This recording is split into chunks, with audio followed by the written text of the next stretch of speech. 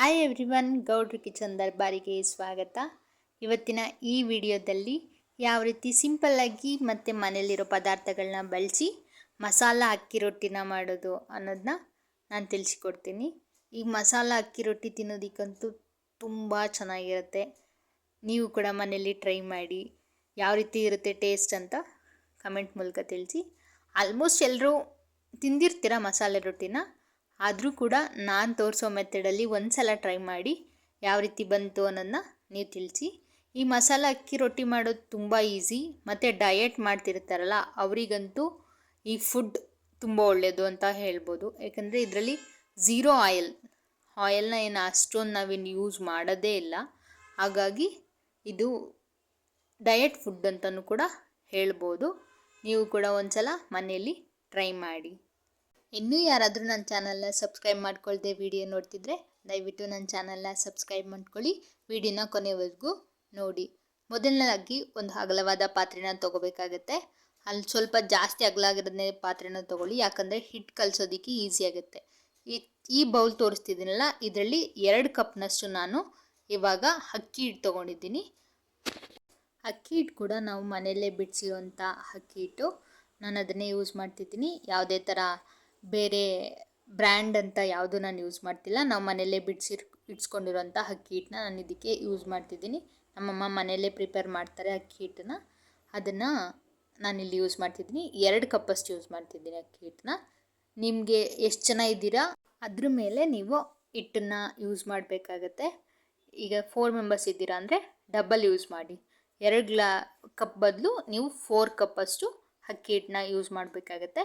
Next ಇದಕ್ಕೆ salt, ರುಚಿಗೆ ಎಷ್ಟು ಬೇಕೋ ಅಷ್ಟು ಮಾತ್ರ ಸಾಲ್ಟ್ ಹಾಕಿ. ನಾನು ಸ್ಪೂನಲ್ಲಿ ಹೇಳಬೇಕು ಅಂದರೆ ಒಂದು ಚಿಕ್ಕ ಸ್ಪೂನ್ ಆಗಿರೋದ್ರಿಂದ ಅರ್ಧ ಸ್ಪೂನಷ್ಟು ನಾನು ಇಲ್ಲಿ ಸಾಲ್ಟ್ನ ಯೂಸ್ ಮಾಡ್ತಿದ್ದೀನಿ. ಸಾಲ್ಟ್ನ ಮೀಡಿಯಮ್ ಆಗಿ ಯೂಸ್ ಮಾಡಿ, ಯಾವುದೇ ಕಾರಣಕ್ಕೂ ಜಾಸ್ತಿ ಹಾಕಕ್ಕೆ ಹೋಗಬೇಡಿ. ಸಾಲ್ಟ್ ಜಾಸ್ತಿ ಆದರೆ ತಿನ್ನೋದಕ್ಕಾಗಲ್ಲ. ಹಾಗಾಗಿ ಸಾಲ್ಟ್ನ ಎಷ್ಟು ಬೇಕೋ ಅಷ್ಟು ನೋಡಿ ಮಾತ್ರ ಸಾಲ್ಟ್ ಯೂಸ್ ಮಾಡಿ. ನೆಕ್ಸ್ಟು ಅರಿಶಿನ ಪೌಡರ್ ಯೂಸ್ ಮಾಡ್ತಿದ್ದೀನಿ. ಅರಿಶಿನ ಪೌಡರ್ ಆ್ಯಂಟಿಬಯೋಟಿಕ್ ಆಗಿರೋದ್ರಿಂದ ನೀವು ಆಲ್ಮೋಸ್ಟ್ ಎಲ್ಲ ಅಡುಗೆಗಳಿಗೂ ಕೂಡ ಸ್ವಲ್ಪ ಅರಿಶಿನ ಬಳಸೋದ್ರಿಂದ ಅರಿಶಿನ ತುಂಬ ಒಳ್ಳೆಯದು. ಹಾಗಾಗಿ ನಾನು ಇದಕ್ಕೂ ಕೂಡ ಅರಿಶಿನ ಬಳಸ್ತಿದ್ದೀನಿ. ನೆಕ್ಸ್ಟು 1/4 ಸ್ಪೂನಷ್ಟು ಜೀರಿಗೆ ಬಳಸ್ತಿದ್ದೀನಿ. ಜಾಸ್ತಿ ಜೀರಿಗೆ ಬಳಸೋದಕ್ಕೆ ಹೋಗಬೇಡಿ. ಜೀರಿಗೆ ಜಾಸ್ತಿ ಬಳಸಿದ್ರೆ ಸ್ವಲ್ಪ ಮಸಾಲ ಅಕ್ಕಿ ರೊಟ್ಟಿ ಕಹಿ ಬರುತ್ತೆ. ಹಾಗಾಗಿ ಸ್ವಲ್ಪ ಮಾತ್ರ ಬಳಸಿ, ಜಾಸ್ತಿ ಏನು ಬಳಸೋದಕ್ಕೆ ಹೋಗಬೇಡಿ. ಒಂದು 1/4 ಸ್ಪೂನಷ್ಟು ಮಾತ್ರ ಜೀರಿಗೆನ ನೀವು ಇದಕ್ಕೆ ಬಳಸಬೇಕಾಗತ್ತೆ. ನೆಕ್ಸ್ಟ್ ಇದಕ್ಕೆ ನೀವು ಬೇರೆ ಪದಾರ್ಥಗಳನ್ನ ಆ್ಯಡ್ ಮಾಡ್ತಾ ಹೋಗಬೇಕು. ನಾನಿಲ್ಲಿ ಯಾವುದ್ಯಾವ್ದು ಹಾಕ್ತಿದ್ದೀನಿ ಅಂತ ಹೇಳಿದ್ರೆ, ಕ್ಯಾರೆಟ್ ಹಾಕ್ತಿದ್ದೀನಿ, ಈರುಳ್ಳಿ ಹಾಕ್ತಿದ್ದೀನಿ, ಮತ್ತು ಸಾಂಬಾರು ಸೊಪ್ಪು, ಪುದೀನ ಸೊಪ್ಪು, ಹಸಿಮೆಣ್ಸಿನ್ಕಾಯಿ ಹಾಕ್ತಿದ್ದೀನಿ. ನೀವು ಇದ್ರ ಬದಲು ಯಾವ ಥರ ನಿಮ್ಗೆ ಸೊಪ್ಪು ಇಷ್ಟ ಇರುತ್ತೆ ಆ ಸೊಪ್ಪು ಯೂಸ್ ಮಾಡ್ಬೋದು. ಮೊದಲನೇದಾಗಿ 1 ಕಪ್ಪಷ್ಟು ನಾನು ಇಲ್ಲಿ ಕ್ಯಾರೆಟ್ ತುರಿನ ಹಾಕ್ತಾಯಿದ್ದೀನಿ. ಕ್ಯಾರೆಟೇ ಆಗಲಿ ಅಥವಾ ಬೇರೆ ಯಾವುದೇ ತರಕಾರಿ ಯೂಸ್ ಮಾಡ್ತಿದ್ರು ಕೂಡ ನೀವು ಆದಷ್ಟು ಚಿಕ್ಕದಾಗಿ ಹಚ್ಕೊಳ್ಳಿ, ತುಂಬ ಚಿಕ್ಕದಾಗಿ, ಯಾಕಂದರೆ ರೊಟ್ಟಿ ತಟ್ಟೋದಕ್ಕೆ ಈಸಿ ಆಗಬೇಕು. ಹಾಗಾಗಿ ನೆಕ್ಸ್ಟ್ ನಾನಿಲ್ಲಿ 1 ಕಪ್ಪಷ್ಟು ಈರುಳ್ಳಿ ಬಳಸ್ತಿದ್ದೀನಿ. ಸ್ವಲ್ಪ ಈರುಳ್ಳಿನ ಜಾಸ್ತಿನೇ ಹಾಕ್ಕೊಳ್ಳಿ, ಅದು ಟೇಸ್ಟ್ ಚೆನ್ನಾಗಿರುತ್ತೆ. ಕ್ರಿಸ್ಪಿನೆಸ್ ಬರುತ್ತೆ ಅದು ಬೆಂದಾದಮೇಲೆ. ಆ ಕ್ರಂಚಿನೆಸ್ ಏನಿರುತ್ತೆ ಅದು ತುಂಬ ಚೆನ್ನಾಗಿರುತ್ತೆ. ಹಾಗಾಗಿ ಈರುಳ್ಳಿನ ನೀವು ಇದಕ್ಕೆ ಸ್ವಲ್ಪ ಜಾಸ್ತಿನೇ ಬಳಸ್ಕೊಳ್ಳಿ. ಈರುಳ್ಳಿ ಆದಮೇಲೆ ನಾನು ಒಂದೇ ಒಂದು ಹಸಿಮೆಣ್ಸಿನ್ಕಾಯಿ ತೊಗೊಂಡಿದ್ದೀನಿ. ಸ್ವಲ್ಪ ಖಾರ ಇದೆ, ಅದಕ್ಕೋಸ್ಕರ ಒಂದೇ ಒಂದು ಹಸಿಮೆಣ್ಸಿನ್ಕಾಯಿನ ಬಳಸ್ತಿದ್ದೀನಿ. ನಿಮಗೆ ಖಾರ ಜಾಸ್ತಿ ಇಷ್ಟ ಅಂತ ಹೇಳಿದ್ರೆ ನಿಮ್ಗೆ ಎಷ್ಟು ಬೇಕೋ ಅಷ್ಟು ಹಸಿಮೆಣ್ಸಿನ್ಕಾಯಿನ ಹಾಕ್ಕೊಳ್ಳಿ. ಅದನ್ನು ಕೂಡ ಚಿಕ್ಕದಾಗಿ ಕಟ್ ಮಾಡಿ ಹಾಕಿ. ಯಾವುದೇ ಕಾರಣಕ್ಕೂ ಜಾಸ್ತಿ ದಪ್ಪಾಗಿ ಕಟ್ ಮಾಡಿಬಿಟ್ರೆ ರೊಟ್ಟಿ ತಟ್ಟೋದಕ್ಕೆ ಕಷ್ಟ ಆಗುತ್ತೆ. ನೆಕ್ಸ್ಟ್ ನಾನಿಲ್ಲಿ ಸ್ವಲ್ಪ ಪುದೀನ ಸೊಪ್ಪು ಬಳಸ್ತಿದ್ದೀನಿ. ಕೆಲವೊಬ್ಬರು ಪುದೀನ ಸೊಪ್ಪು ಹಾಕಲ್ಲ ಮಸಾಲ ರೊಟ್ಟಿಗೆ, ಬಟ್ ಹಾಕಿ ನೋಡಿ, ಇದ್ರ ಟೇಸ್ಟ್ ಎಷ್ಟು ಚೆನ್ನಾಗಿರುತ್ತೆ ಅಂತ ಗೊತ್ತಾಗುತ್ತೆ. ನೀವು ಕೂಡ ಸ್ವಲ್ಪ ಪುದೀನ ಸೊಪ್ಪು ಬಳಸಿ. ಮತ್ತು ಇದಕ್ಕೆ ನಾನು ಸ್ವಲ್ಪ ಅಂದರೆ ಒಂದು ಅರ್ಧ ಕಟ್ಟಷ್ಟು ಅಂತ ಅಂದ್ಕೊಳ್ಳಿ, ಅರ್ಧ ಕಟ್ಟಿಗಿಂತ ಇನ್ನೂ ಸ್ವಲ್ಪ ಕಡಿಮೆ ಕೊತ್ತಂಬರಿ ಸೊಪ್ಪು ಬಳಸ್ತಾ ಇದ್ದೀನಿ. ನೀವು ಇದಕ್ಕೆ ಬೇಕಿದ್ರೆ ಸಬ್ಬಸಿಗೆ ಸೊಪ್ಪನ್ನ ಕೂಡ ಬಳಸ್ಬೋದು.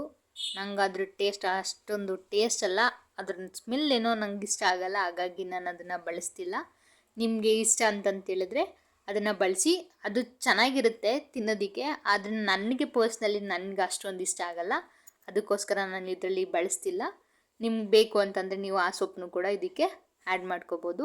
ಮತ್ತು ಶುಂಠಿ ಮತ್ತು ಬೆಳ್ಳುಳ್ಳಿನ ಆ್ಯಡ್ ಮಾಡ್ಬೋದು, ಆದರೆ ಶುಂಠಿ ಬೆಳ್ಳುಳ್ಳಿ ಹಾಕಿದರೆ ಅದು ಟೇಸ್ಟ್ ಸ್ವಲ್ಪ ಬೇರೆ ಬರುತ್ತೆ, ಅಷ್ಟೊಂದು ಚೆನ್ನಾಗಿರಲ್ಲ. ಅದಕ್ಕೋಸ್ಕರ ನಾನು ಶುಂಠಿ ಬೆಳ್ಳುಳ್ಳಿ ಪೇಸ್ಟ್ನ ಇದಕ್ಕೆ ಬಳಸ್ತಿಲ್ಲ.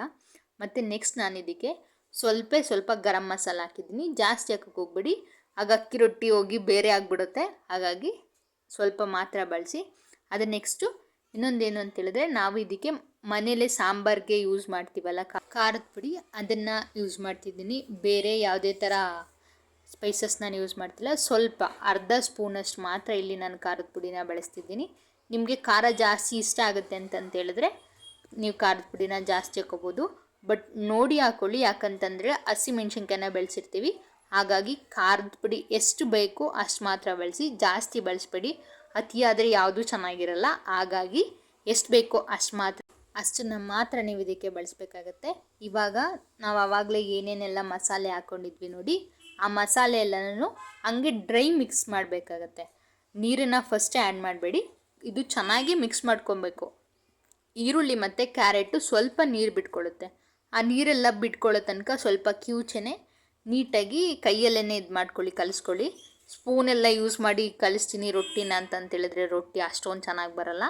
ನೀವು ಆದಷ್ಟು ಕೈಯಲ್ಲೇ ನೀಟಾಗಿ ಮಿಕ್ಸ್ ಮಾಡ್ಕೋಬೇಕಾಗತ್ತೆ. ಆವಾಗಲೇ ನಾವು ಏನೇನು ಮಸಾಲೆ ಪದಾರ್ಥಗಳೆಲ್ಲ ಹಾಕಿದ್ದೀವಲ್ಲ ಅದೆಲ್ಲ ನೀಟಾಗಿ ಆ ಅಕ್ಕಿ ಹಿಟ್ಟಿಗೆ ಮಿಕ್ಸ್ ಆಗಬೇಕು. ಇದೆಲ್ಲ ಮಿಕ್ಸ್ ಮಾಡಿ ಆದಮೇಲೆ ನೀವು ಇದಕ್ಕೆ ಸ್ವಲ್ಪನೇ, ಜಾಸ್ತಿ ಎಲ್ಲ, ನೀರನ್ನು ಸ್ವಲ್ಪ ಮಾತ್ರ ಆ್ಯಡ್ ಮಾಡಿಕೊಂಡು ನೀವು ಹಿಟ್ಟನ್ನು ಕಲಿಸ್ತಾ ಹೋಗಬೇಕು.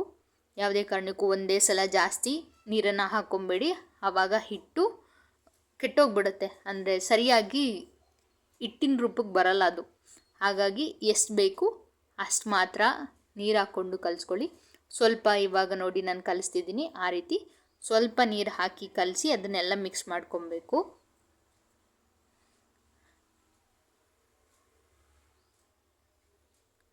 ಮತ್ತು ಇನ್ನೊಂದು ಸ್ವಲ್ಪ ನೀರು ಆ್ಯಡ್ ಮಾಡಿ ನಾನು ಇದನ್ನ ಇನ್ನೂ ಒಂದು ಸಲ ಚೆನ್ನಾಗಿ ಮಿಕ್ಸ್ ಕೊಟ್ಕೊಳ್ತಿದ್ದೀನಿ.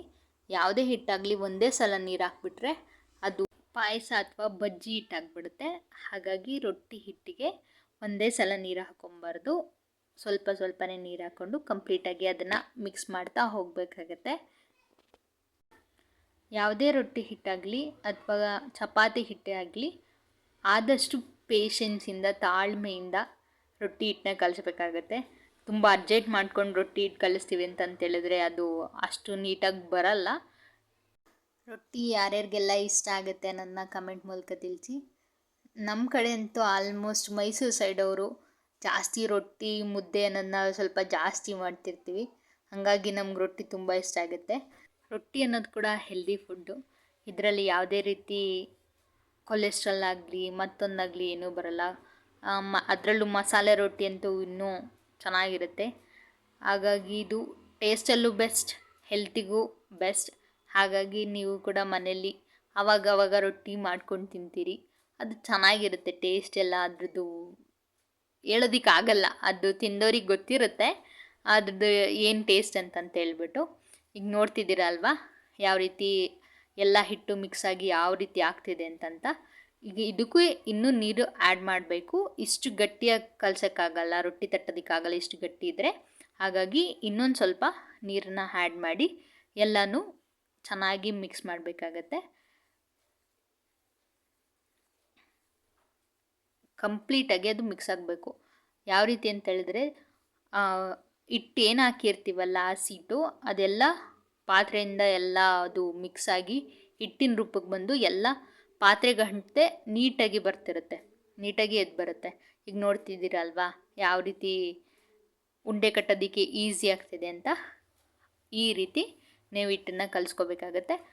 ಅಕಸ್ಮಾತ್ ಸ್ವಲ್ಪ ನೀರೇನಾದರೂ ಜಾಸ್ತಿಯಾಗಿ ತೆಳುವಾಯಿತು ಅಂತ ಹೇಳಿದ್ರೆ ಡೋಂಟ್ ವರಿ, ನೀವು ಇದಕ್ಕೆ ಇನ್ನೊಂದು ಸ್ವಲ್ಪ ಅಕ್ಕಿ ಹಿಟ್ಟನ್ನು ಮಿಕ್ಸ್ ಮಾಡಿದ್ರೆ ಅದು ಬ್ಯಾಲೆನ್ಸ್ ಮಾಡ್ಕೊಬೋದು. ನೋಡ್ತಿದ್ದೀರಲ್ಲ ಯಾವ ರೀತಿ ತಳ ಬಿಟ್ಟು ಬಂದಿದೆ, ಪಾತ್ರೆಯಲ್ಲಿ ಯಾವುದೇ ರೀತಿ ಅಂಟ್ಕೊಂಡಿಲ್ಲ ಹಿಟ್ಟು. ಈ ರೀತಿ ನೀವು ಹಿಟ್ಟನ್ನು ಕಲಸಿ ಇಟ್ಕೊಂಡು ರೆಡಿ ಮಾಡ್ಕೋಬೇಕಾಗತ್ತೆ. ಹಿಟ್ಟನ್ನು ಸ್ವಲ್ಪ ಹೊತ್ತು ನೆನೆಯೋದಕ್ಕೆ ಬಿಡಿ, 5 ಮಿನಿಟ್ಸ್, ತುಂಬ ಹೊತ್ತೇನು ಬೇಡ, 5 ಮಿನಿಟ್ಸಷ್ಟು ನೀವು ಹಿಟ್ಟನ್ನು ನೆನೆಯೋದಕ್ಕೆ ಬಿಡಬೇಕಾಗತ್ತೆ. ನೆನೆಸಲಿಲ್ಲ ಅಂದರೂ ಏನೂ ಆಗಲ್ಲ. ನನಗೆ ಅನಿಸಿಕೆ ಏನು ಅಂತಂತೇಳಿದ್ರೆ ಹಿಟ್ಟನ್ನು ಸ್ವಲ್ಪ ಹೊತ್ತು ಇಟ್ಟರೆ ಆ ಈರುಳ್ಳಿ ಇರ್ಬೋದು, ಆ ಮಸಾಲೆ ಐಟಮ್ಸ್ ಏನೇನೆಲ್ಲ ಹಾಕಿದ್ದೀವಿ ಅದೆಲ್ಲ ನೀಟಾಗಿರುತ್ತೆ ಅಂತ. ನೋಡ್ತಿದ್ದೀರಲ್ವ, ನಾನು 1 ಗ್ಲಾಸ್ ನೀರು ತೊಗೊಂಡಿದ್ದೆ, ಅದರಲ್ಲಿ ಇನ್ನೂ ಕೂಡ 1/4 ಲೀಟ್ರಷ್ಟು ನೀರು, 1/4 ಲೋಟದಷ್ಟು ನೀರಿದೆ. ಇದಕ್ಕೆ ನಾನೊಂದು 3/4 ಗ್ಲಾಸಷ್ಟು ನೀರು ಯೂಸ್ ಮಾಡಿದ್ದೀನಿ. 2 ಕಪ್ ಅಕ್ಕಿ ಹಿಟ್ಟಿಗೆ ನಾನು 3/4 ಗ್ಲಾಸಷ್ಟು ನೀರನ್ನು ಯೂಸ್ ಮಾಡಿದ್ದೀನಿ. ನೀವು ಕೂಡ ನೋಡಿ ಹಾಕ್ಕೊಳ್ಳಿ, ಯಾವುದೇ ಕಾರಣಕ್ಕೂ ಒಂದೇ ಸಲ ನೀರನ್ನ ಹಾಕೋದಕ್ಕೆ ಹೋಗಬೇಡಿ. ಅದು ಹೇಳಿದ್ನಲ್ಲ ಆವಾಗಲೇ, ಆ ರೀತಿ ಆಗಿಬಿಡುತ್ತೆ, ಪಾಯಸ ಆಗಿಬಿಡುತ್ತೆ. ಹಾಗಾಗಿ ನೀರು ನೋಡಿ ಹಾಕ್ಕೊಳ್ಳಿ. ನೆಕ್ಸ್ಟು ಗ್ಯಾಸ್ ಆನ್ ಮಾಡಿಕೊಂಡು ನಾನು ಇವಾಗ ಹಂಚನ್ನು ಕಾಯ್ದಕ್ಕೆ ಇಡ್ತಿದ್ದೀನಿ. ನಾನಿಲ್ಲಿ ಐರನ್ ಹಂಚು ಏನು ಬರುತ್ತೆ ಅದನ್ನು ಯೂಸ್ ಮಾಡ್ತಿದ್ದೀನಿ. ಕೆಲವೊಬ್ರು ಕೇಳ್ಬೋದು ನಾನ್ ಸ್ಟಿಕ್ ಯೂಸ್ ಮಾಡ್ಬೋದಾ ಅಂತ. ಹೌದು, ನಾನ್ ಸ್ಟಿಕ್ನು ಯೂಸ್ ಮಾಡ್ಬೋದು, ಆದರೆ ರೊಟ್ಟಿಗೆಲ್ಲ ಇನ್ನು ನಾನ್ ಸ್ಟಿಕ್ ಯೂಸ್ ಮಾಡಿದ್ರೆ ಅಷ್ಟೊಂದು ಚೆನ್ನಾಗಿರಲ್ಲ. ಹಾಗಾಗಿ ಐರನ್ದು ತವ ಏನು ಬರುತ್ತೆ ನೋಡಿ, ರೊಟ್ಟಿಗೆ ಅಂತಲೇ ಸಿಗುತ್ತೆ, ಅದನ್ನು ಯೂಸ್ ಮಾಡಿದ್ರೆ ಚೆನ್ನಾಗಿ ಬರುತ್ತೆ ರೊಟ್ಟಿ. ಇದು ಚೆನ್ನಾಗಿ ಬಿಸಿ ಆಗಬೇಕು. ಯಾವುದೇ ಕಾರಣಕ್ಕೂ ಸ್ವಲ್ಪ ಬಿಸಿ ಇರೋ ಟೈಮಲ್ಲಿ ತವ ಮೇಲೆ ರೊಟ್ಟಿನ ಹಾಕೋದಕ್ಕೆ ಹೋಗಬೇಡಿ, ರೊಟ್ಟಿ ನೀಟಾಗಿ ಬರಲ್ಲ. ಅದು ಏನಾಗುತ್ತೆ ಅಂದರೆ ಅರ್ಧಂಬರ್ಧ ಬೆಂದಂಗಾಗಿ ನಾವು ರೊಟ್ಟಿ ಮಗ್ಚೋದಕ್ಕೋದಕ್ಕೆ ಹೋದಾಗ ರೊಟ್ಟಿ ಕಿತ್ತು ಬಂದುಬಿಡುತ್ತೆ. ಹಾಗಾಗಿ ರೊಟ್ಟಿ ತವ ಏನಿರುತ್ತೆ ಅದು ಚೆನ್ನಾಗಿ ಬಿಸಿ ಆಗಬೇಕು. ನೆಕ್ಸ್ಟು ನಾನು ರೊಟ್ಟಿ ತಟ್ಟೋದಕ್ಕೆ ರೆಡಿ ಮಾಡ್ಕೊತಿದ್ದೀನಿ. ನಾನಿಲ್ಲಿ ಒಂದು ಬಟರ್ ಪೇಪರ್ ತೊಗೊಂಡಿದ್ದೀನಿ. ಬಟರ್ ಪೇಪರ್ನ ವೆಟ್ ಮಾಡ್ಕೊತಿದ್ದೀನಿ, ಸ್ವಲ್ಪ ವೆಟ್ ಮಾಡ್ಕೊತಿದ್ದೀನಿ, ಯಾಕಂದರೆ ರೊಟ್ಟಿ ಆ ಬಟರ್ ಪೇಪರ್ಗೆ ಅಂಟ್ಕೊಬಾರ್ದು ಅಂತ ನಾನಿಲ್ಲಿ ಸ್ವಲ್ಪ ವೆಟ್ ಮಾಡ್ಕೊತಿದ್ದೀನಿ. ನಿಮಗೆ ಮನೇಲಿ ಬಟರ್ ಪೇಪರ್ ಇಲ್ಲ ಅಂತಂದರೆ ನೀವು ಒಂದು ಬಟ್ಟೆನ ಯೂಸ್ ಮಾಡ್ಬೋದು. ಬಟ್ಟೆ ಯೂಸ್ ಮಾಡಿದ್ರೆ ಅದಕ್ಕೂ ಕೂಡ ಸ್ವಲ್ಪ ಅದನ್ನು ವೆಟ್ ಮಾಡಿಕೊಂಡು ಅದ್ರ ಮೇಲೆ ತಟ್ಟಿದ್ರೆ ಅದು ಕೂಡ ಸೇಮ್ ಹಂಗೆ ಇರುತ್ತೆ. ನನಗೆ ಈ ಮೆಥಡ್ ತುಂಬ ಇಷ್ಟ. ರೊಟ್ಟಿನ ಇನ್ನೂ ಬೇರೆ ಥರ ಮೆಥಡಲ್ಲಿ ತಟ್ತಾರೆ, ನನಗೆ ಈ ರೀತಿ ಈಸಿ ಅನಿಸುತ್ತೆ. ಹಾಗಾಗಿ ನಾನು ಈ ಥರ ತಟ್ಕೊತೀನಿ. ನೋಡ್ತಿದ್ದೀರಲ್ಲ, ಅಲ್ಲಿ ಆವಾಗಲೇ ಕಲಸಿಟ್ಕೊಂಡಿದ್ವಲ್ಲ ಆ ಹಿಟ್ಟಲ್ಲಿ ನಾನು ಒಂದು ಚಿಕ್ಕ ಉಂಡೆನ ತೊಗೊಂಡಿದ್ದೀನಿ. ರೊಟ್ಟಿ ಎಷ್ಟು ಅಗಲ ಬೇಕು ನೋಡಿ ಅಷ್ಟು ಉಂಡೆನ ತೊಗೊಂಡಿದ್ದೀನಿ. ಅದನ್ನು ತೊಗೊಂಡು ನೀಟಾಗಿ ನಾನು ಇಲ್ಲಿ ತಟ್ಕೊತಾ ಹೋಗ್ತೀನಿ. ನನಗೆ ಕೈಯಲ್ಲೇ ತಟ್ಟು ಅಭ್ಯಾಸ ಇರೋದ್ರಿಂದ ನಾನು ಸ್ವಲ್ಪ ಕೈಯಲ್ಲೇ ತಟ್ಕೊತೀನಿ. ನಿಮಗೆ ಕೈಯಲ್ಲಿ ತಟ್ಟೋದಕ್ಕೆ ಬರಲ್ಲ ಅಂತಂತೇಳಿದ್ರೆ ಈ ಉಂಡೆನ ತೊಗೊಂಡು ಆ ಬಟರ್ ಪೇಪರ್ ಮೇಲೆ ಇಟ್ಟು ನೀವು ಒಂದು ಅಗಲವಾದ ತಟ್ಟೆ ಏನಾದರೂ ತೊಗೊಬಿಟ್ಟು ಅದನ್ನು ಅದ್ರ ಮೇಲೆ ಪ್ರೆಸ್ ಮಾಡಿದ್ರೆ ಅದು ಕೂಡ ಈಸಿಯಾಗಿ ರೌಂಡ್ ಶೇಪಲ್ಲೇ ಚೆನ್ನಾಗಿ ಬರುತ್ತೆ. ನನಗೆ ಹಿಂಗೆ ಅಭ್ಯಾಸ ಇರೋದ್ರಿಂದ, ನನಗೆ ಇದೇ ರೀತಿ ಕಂಫರ್ಟಬಲ್ ಇರೋದ್ರಿಂದ ನಾನು ಕೈಯಲ್ಲೇ ತಟ್ಕೊತಿದ್ದೀನಿ. ನೀವು ಆವಾಗವಾಗ ಸ್ವಲ್ಪ ಕೈನ ವೆಟ್ ಮಾಡಿಕೊಂಡು, ಅಂದರೆ ಒದ್ದೆ ಮಾಡಿಕೊಂಡು ನೀವು ರೊಟ್ಟಿನ ತಟ್ಕೊಬೇಕಾಗತ್ತೆ. ಇಲ್ಲ ಅಂತೇಳಿದ್ರೆ ಅದು ಹಿಟ್ಟೆಲ್ಲ ಕೈಗೆ ಅಂಟ್ಕೊತಿರುತ್ತೆ. ಹಾಗಾಗಿ ಸ್ವಲ್ಪ ಸ್ವಲ್ಪ ಒದ್ದೆ ಮಾಡಿಕೊಂಡು ಕೈನ ನೀರಲ್ಲಿ ಹತ್ಕೊಂಡು ರೊಟ್ಟಿನ ನೀಟಾಗಿ ತಟ್ಕೊಳ್ಳಿ. ಹಂಚೆಲ್ಲ ಕಿತ್ತೋಗಬಾರ್ದು. ರೊಟ್ಟಿ ಸೈಡ್ ಏನಿದೆ ಅದೆಲ್ಲ ಕಿತ್ತೋಗದೇ ರೀತಿ ಸರಿ ಮಾಡಿಕೊಂಡು ನೀವು ರೊಟ್ಟಿನ ತಡ್ಕೊಂಬರ್ಬೇಕಾಗತ್ತೆ. ಅದು ಸೈಡೆಲ್ಲ ಕಿತ್ತು ಬಂದುಬಿಟ್ರೆ ರೊಟ್ಟಿ ನಾವು ಎತ್ತು ತವ ಮೇಲೆ ಹಾಕೋ ಟೈಮಲ್ಲಿ, ಹಂಚಿನ ಮೇಲೆ ಹಾಕೋ ಟೈಮಲ್ಲಿ ಅದು ಫುಲ್ ಕಿತ್ತೋಗ್ಬಿಡುತ್ತೆ. ಹಾಗಾಗಿ ನೀವು ನೀಟಾಗಿ, ನಾನು ಮಾಡ್ತಿದ್ದೀನಿ ಅಲ್ವಾ, ಚಿಕ್ಕ ಚಿಕ್ಕದು ಎಲ್ಲ ಸೈಡ್ಸ್ ಎಲ್ಲ ಬಿಟ್ಕೊಂಡಿದೆ ಅಂತ ಹಿಂಗೆ ಕವರ್ ಮಾಡ್ತಿದ್ದೀನಿ ನೋಡಿ, ಆ ರೀತಿ ನೀವು ತಟ್ಕೊಬೇಕಾಗತ್ತೆ. ಆದಷ್ಟು ರೊಟ್ಟಿನ ತೆಳುವಾಗಿ ತಟ್ಕೊಳ್ಳಿ. ಅದರಲ್ಲೂ ಮಸಾಲೆ ರೊಟ್ಟಿನ ಸ್ವಲ್ಪ ತೆಳುವಾಗಿ ತಟ್ಕೊಳ್ಳಿ. ಜಾಸ್ತಿ ಮಂದ ತಟ್ಬಿಟ್ರೆ ಅದು ಅಷ್ಟು ಚೆನ್ನಾಗಿ ಬರಲ್ಲ, ಒಂಥರ ಹಿಟ್ಟಿಟ್ಟು ತಿನ್ನಂಗೆ ಆಗಿಬಿಡುತ್ತೆ. ಹಾಗಾಗಿ ಹಿಟ್ಟನ್ನು ನೀವು ತೆಳುವಾಗಿ ಏನು ರೊಟ್ಟಿ ಮಾಡ್ಕೊಬೇಕಾಗತ್ತೆ ಸ್ವಲ್ಪ ಜಾಸ್ತಿ ತೆಳುವಾಗೇ ಮಾಡ್ಕೊಳ್ಳಿ. ಯಾಕಂದರೆ ಈಸಿಯಾಗಿ ಹಾಕ್ಬೋದು, ಏನಂತ ಇದೇನು ರಿಸ್ಕ್ ಏನಿರಲ್ಲ. ಸ್ಟಾರ್ಟಿಂಗ್ ಮಾಡ್ತಿರೋರಿಗೆ ಇದು ಸ್ವಲ್ಪ ಕಷ್ಟ ಅನಿಸ್ಬೋದು, ಬಟ್ ಅದಕ್ಕೋಸ್ಕರನೇ ಆವಾಗಲೇ ನಾನು ಒಂದು ಟ್ರಿಕ್ ಹೇಳಿದೆ ನೋಡಿ. ನೀವು ಉಂಡೆ ತೊಗೊಂಡು ಅದನ್ನ ಒಂದು ತಟ್ಟೆ ತೊಗೊಂಡು, ಅಗಲವಾದ ತಟ್ಟೆ ತೊಗೊಂಡು ಆ ತಟ್ಟೆನ ಹಿಂಗೆ ಪ್ರೆಸ್ ಮಾಡಿದರೆ ಅದು ಕೂಡ ರೊಟ್ಟಿ ಆಗುತ್ತೆ. ಇಲ್ಲಾಂದರೆ ಪ್ರೆಸ್ ಮಣೆ ಅಂತಂತ ಏನು ಹೇಳ್ತೀವಿ ನೋಡಿ, ಆ ಪ್ರೆಸ್ ಮಣೆಯಲ್ಲಿ ಕೂಡ ರೊಟ್ಟಿ ಮಾಡ್ಕೊಬೋದು. ನಿಮ್ಗೆ ಯಾವ್ದು ಕಂಫರ್ಟಬಲ್ ಅನಿಸುತ್ತೆ ಆ ರೀತಿ ನೀವು ಮಾಡಿಕೊಂಡು ತಟ್ಕೊಬೇಕಾಗತ್ತೆ. ಸ್ವಲ್ಪ ಅಗಲವಾಗಿ ತಟ್ಕೊಳ್ಳಿ. ಇಲ್ಲಿ ನಿಮ್ಗೆ ಇಷ್ಟೊಂದು ಅಗಲ ತಟ್ಟಕ್ಕೆ ಬರಲ್ಲ ಅಂತಂದರೆ ಚಿಕ್ಕದಾಗಿಯೇ ನೀವು ರೊಟ್ಟಿನ ತಟ್ಕೊಂಡು ರೆಡಿ ಮಾಡಿ ಇಟ್ಕೊಬೇಕಾಗತ್ತೆ. ಇವಾಗ ರೊಟ್ಟಿ ತಟ್ಟಾಗಿದೆ, ನೋಡ್ತಿದ್ದೀರಲ್ವ, ಎಲ್ಲೂ ಕೂಡ ಕಿತ್ತೋಗದೆ ನೀಟಾಗಿ ರೊಟ್ಟಿ ಬಂದಿದೆ.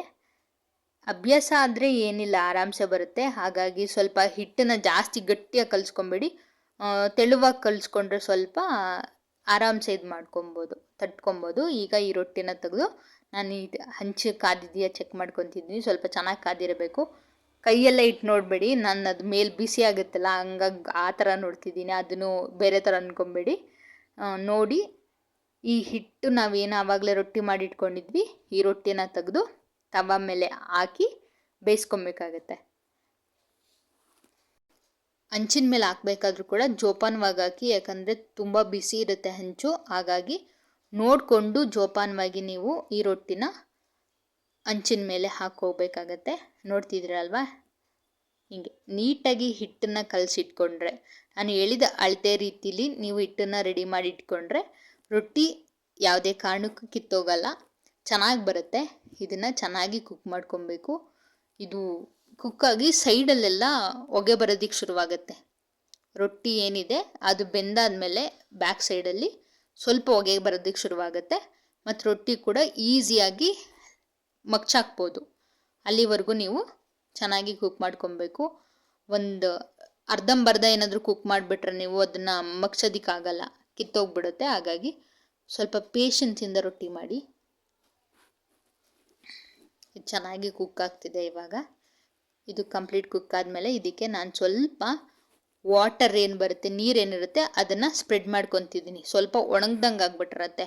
ಹಾಗಾಗಿ ಇದನ್ನು ನಾನು ನೀರಲ್ಲಿ ಸ್ವಲ್ಪ ಸ್ಪ್ರೆಡ್ ಮಾಡ್ಕೊತಿದ್ದೀನಿ ಕೈಯಲ್ಲೇ. ನಿಮ್ಮ ಕೈಯಲ್ಲಿ ಬಿಸಿ ಅನಿಸ್ತದೆ ಅಂದರೆ ನೀವು ಒಂದು ಬಟ್ಟೆನ ವೆಟ್ ಮಾಡಿಕೊಂಡು ಆ ಬಟ್ಟೆಲಿ ಹಿಂಗೆ ನೀಟಾಗಿ ಅದನ್ನು ಒರೆಸ್ಕೊಬೇಕಾಗತ್ತೆ. ಒರೆಸ್ಕೊಂಡೆಲ್ಲ ಆದಮೇಲೆ ಅದು ನೀಟಾಗಿ ಬೆಂದಿರೋದ್ರಿಂದ ನೋಡ್ತಿದ್ದೀರಲ್ಲ ಯಾವ ರೀತಿ ಎಷ್ಟು ಚೆನ್ನಾಗಿ ಬಂದಿದೆ ಅಂತ ಇದನ್ನು ತಿರುವಾಕಿ ಇನ್ನೊಂದು ಸೈಡ್ ಕೂಡ ಅದೇ ಚೆನ್ನಾಗಿ ಕುಕ್ ಮಾಡ್ಕೋಬೇಕು. ಬಟ್ ಈ ಸೈಡಿಗೆ ನೀವು ಯಾವುದೇ ರೀತಿ ನೀರನ್ನು ಹಾಕೋ ನೆಸೆಸಿಟಿ ಇರಲ್ಲ. ಇದು ಝೀರೋ ಆಯಿಲ್ ರೆಸಿಪಿ ಅಂತಲೇ ಹೇಳ್ಬೋದು. ನಾನು ಎಲ್ಲೂ ಕೂಡ ಒಂದು ಡ್ರಾಪ್ ಕೂಡ ನಾನಿಲ್ಲಿ ಆಯಿಲ್ ಯೂಸ್ ಮಾಡಿಲ್ಲ. ಹಿಟ್ಟು ಕಲಸೋದಕ್ಕೆ ಆಗಿರ್ಬೋದು, ಈಗ ರೊಟ್ಟಿ ಮಾಡೋ ಟೈಮಲ್ಲಿ ಇರ್ಬೋದು. ಬಟ್ ಇದು ಡಯಟ್ ಮಾಡೋರಿಗೆ ತುಂಬ ಬೆಸ್ಟು. ಆದರೆ ಡಯಟ್ ಬಿಟ್ಟು ನಾವು ಇಲ್ಲಪ್ಪ ನಮಗಿನ್ನೂ ಟೇಸ್ಟ್ ಚೆನ್ನಾಗಿ ಬರಬೇಕು, ಇನ್ನು ನಾವು ತುಂಬ ಚೆನ್ನಾಗಿ ತಿನ್ನಬೇಕು ಅಂತಂತ ಅನಿಸಿದರೆ ನಾನು ಇನ್ನೊಂದು ಮೆಥಡಲ್ಲಿ ನಿಮಗೆ ಇದೇ ವಿಡಿಯೋದಲ್ಲಿ ರೊಟ್ಟಿ ಮಾಡೋದು ಯಾವ ರೀತಿ ಅಂತ ತಿಳಿಸ್ತೀನಿ. ಅದನ್ನು ಕೂಡ ಸ್ಕಿಪ್ ಮಾಡಿದೆ ನೀವು ರೊಟ್ಟಿ ನೋಡ್ಕೊಳ್ಳಿ. ಈಗ ರೊಟ್ಟಿ ರೆಡಿಯಾಗಿದೆ. ಈಗ ನಾನು ಇನ್ನೊಂದು ರೊಟ್ಟಿ ಮಾಡಿ ತೋರಿಸ್ತೀನಿ. ಇದು ಯಾವ ರೀತಿ ಮಾಡೋದು, ಇದು ಸ್ವಲ್ಪ ಅದಕ್ಕಿಂತ ಟೇಸ್ಟ್ ಇನ್ನೂ ತುಂಬ ಚೆನ್ನಾಗಿ ಬರುತ್ತೆ. ಆಯಿಲ್ ಯೂಸ್ ಮಾಡಿ ಮಾಡ್ತಿರೋಂಥದ್ದು. ನೀವು ಬಟರ್ ಪೇಪರ್ ಮೇಲೆ ಸ್ವಲ್ಪ ಆಯಿಲ್ನ ಹಾಕ್ಕೊಂಡು ಚೆನ್ನಾಗಿ ಸ್ಪ್ರೆಡ್ ಮಾಡ್ಕೊಳ್ಳಿ. ರೊಟ್ಟಿ ಎಷ್ಟು ಅಗಲ ತಡ್ತೀವಿ ನೋಡಿ ಅಷ್ಟಗ್ಲಿಕ್ಕೆ ನೀವು ಸ್ಪ್ರೆಡ್ ಮಾಡ್ಕೊಬೇಕಾಗತ್ತೆ ಎಲ್ಲ ಆಯಿಲ್ನನ್ನು. ಈಗ ನಾನು ನೋಡ್ತಿದ್ದೀರಲ್ಲ ನಾನು ಯಾವ ರೀತಿ ಸ್ಪ್ರೆಡ್ ಮಾಡ್ಕೊತಿದ್ದೀನಿ ಅಂತ. ಈ ರೀತಿ ನೀವು ಕೂಡ ಚೆನ್ನಾಗಿ ಸ್ಪ್ರೆಡ್ ಮಾಡ್ಕೊಬೇಕಾಗತ್ತೆ. ಯಾಕೆ ಅಂತಂತೇಳಿದ್ರೆ ರೊಟ್ಟಿ ಹಿಟ್ಟು ಇದಕ್ಕೆ ಅಂಟಲ್ಲ ಅನ್ನೋ ಕಾರಣಕ್ಕೋಸ್ಕರ ನಾನು ಈ ಥರ ಸ್ಪ್ರೆಡ್ ಮಾಡ್ಕೊತಿದ್ದೀನಿ. ಇವಾಗ ಆವಾಗಲೇ ನಾವು ಹಿಟ್ಟು ರೆಡಿ ಮಾಡ್ಕೊಂಡಿದ್ವಲ್ಲ ಆ ಹಿಟ್ಟನ್ನೇ ಇವಾಗ ನಾನು ಒಂದು ಬಾಲ್ ಅಷ್ಟು ಹಿಟ್ಟು ತೊಗೊಂಡು ಇವಾಗ ಇಲ್ಲಿ ನಾನು ರೊಟ್ಟಿನ ತಟ್ಕೊತೀನಿ. ನೋಡ್ತಿದ್ರಲ್ಲ ಇಷ್ಟು ದಪ್ಪ ಉಂಡೆ ತೊಗೊಂಡಿದ್ದೀನಿ. ಈ ಉಂಡೆನ ನಾನು ಇವಾಗ ಇಲ್ಲಿ ರೊಟ್ಟಿ ತಟ್ಕೊತೀನಿ. ಇದನ್ನು ಏನು ಅಂತೇಳಿದ್ರೆ ಆವಾಗಲೇ ನಾವು ಫಸ್ಟ್ ಮಾಡಿದ್ವಲ್ಲ ಆ ರೊಟ್ಟಿಲಿ ನೀರು ಬಳಸಿ ತಟ್ಕೊಂಡಿದ್ವಿ. ಆದರೆ ಇದಕ್ಕೆ ನಾವು ನೀರನ್ನು ಬಳಸೋದಕ್ಕೆ ಹೋಗಬಾರ್ದು.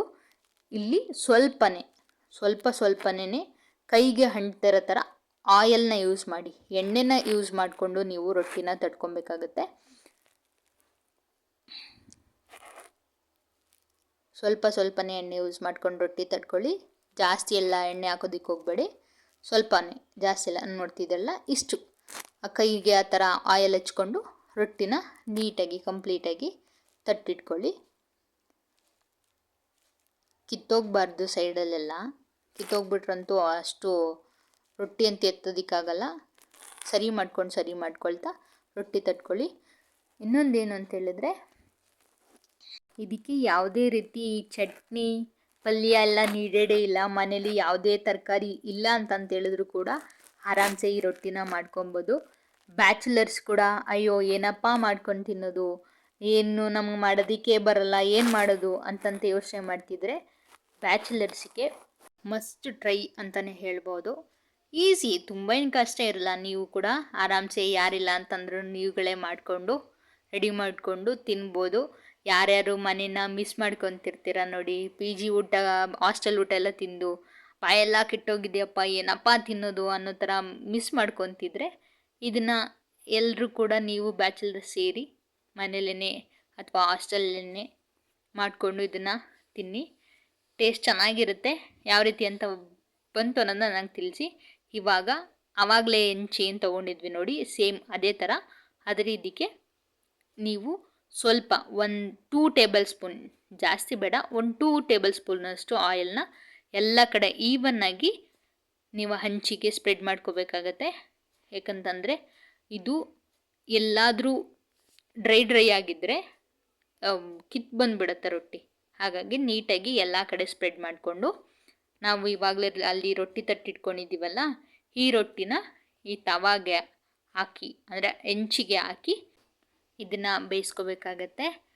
ರೊಟ್ಟಿ ಈ ಹಂಚಿನ ಮೇಲೆ ಹಾಕಾದ್ಮೇಲೆ ಇದಕ್ಕೆ ಯಾವುದೇ ಕಾರಣಕ್ಕೂ ಆವಾಗಲೇ ಯೂಸ್ ಮಾಡಿರೋ ಥರ ನೀರು ಯೂಸ್ ಮಾಡೋದಕ್ಕೆ ಹೋಗಬೇಡಿ.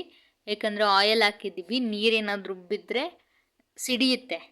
ಆಮೇಲೆ ಫೇಸೆಲ್ಲ ಹಾಳು ಮಾಡ್ಕೊಬೇಡಿ, ಫೇಸಿಗೆ ಕೈಗೆಲ್ಲ ಆರಿಬಿಡುತ್ತೆ. ನೀರೆಲ್ಲ ಹಾಕೋದಕ್ಕೆ ಹೋಗಬೇಡಿ. ನೀವು ಇದಕ್ಕೆ ಬೇಕು ಅಂತಂತೇಳಿದ್ರೆ ನೀವು ಸ್ವಲ್ಪ ಆಯಿಲ್ನ ಮೇಲೇ ಹಿಂಗೆ ಸ್ಪ್ರೆಡ್ ಮಾಡ್ಕೊಬೋದು.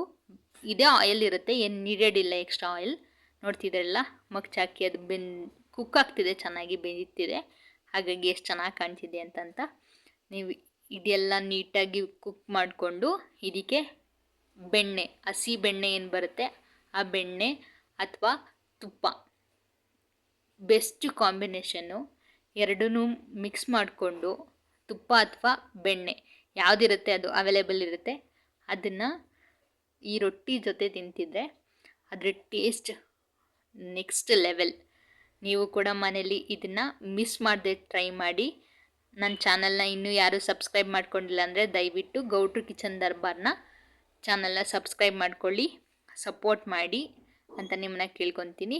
ಯಾವ ರೀತಿ ಬಂತು, ಹೇಗಿತ್ತು ಅಂತ ಕಮೆಂಟ್ ಮೂಲಕ ತಿಳಿಸೋದನ್ನ ಮಾತ್ರ ಮರಿಬೇಡಿ. ನೀವೇ ನೋಡ್ತಿದ್ದೀರಾ ಎಷ್ಟು ಕಲರ್ಫುಲ್ಲಾಗಿ ಎಷ್ಟು ಚೆನ್ನಾಗಿ ಕಾಣ್ತಿದೆ ಅಂತ. ನೋಡ್ತಿದ್ರೆ ಇನ್ನೂ ತಿನ್ಬೇಕು ಅನ್ನೋ ಥರ ಫೀಲ್ ಆಗುತ್ತೆ. ನೀವು ಕೂಡ ಮನೇಲಿ ಟ್ರೈ ಮಾಡಿ, ಹೇಗಿತ್ತು ಅಂತ ಕಮೆಂಟ್ ಮೂಲಕ ತಿಳಿಸಿ. ಕೊನೆವರೆಗೂ ವಿಡಿಯೋ ನೋಡಿದ್ದಕ್ಕೋಸ್ಕರ ಧನ್ಯವಾದಗಳು. ನಿಮ್ಮ ಕನ್ನಡತಿಯನ್ನು ಪ್ರೋತ್ಸಾಹಿಸಿ ಸಪೋರ್ಟ್ ಮಾಡಿ ಅಂತ ನಾನು ಕೇಳ್ಕೊತೀನಿ. ಇನ್ನೂ ಯಾರು ನನ್ನ ಚಾನಲ್ನ ಸಬ್ಸ್ಕ್ರೈಬ್ ಮಾಡ್ಕೊಂಡಿಲ್ಲ ದಯವಿಟ್ಟು ಹೋಗಿ ನನ್ನ ಚಾನಲ್ನ ಸಬ್ಸ್ಕ್ರೈಬ್ ಮಾಡಿ, ಬೆಲ್ ಐಕಾನ್ನ ಕ್ಲಿಕ್ ಮಾಡಿ, ಲೈಕ್ ಮಾಡಿ, ಶೇರ್ ಮಾಡಿ, ಕಮೆಂಟ್ ಮಾಡಿ. ಧನ್ಯವಾದಗಳು.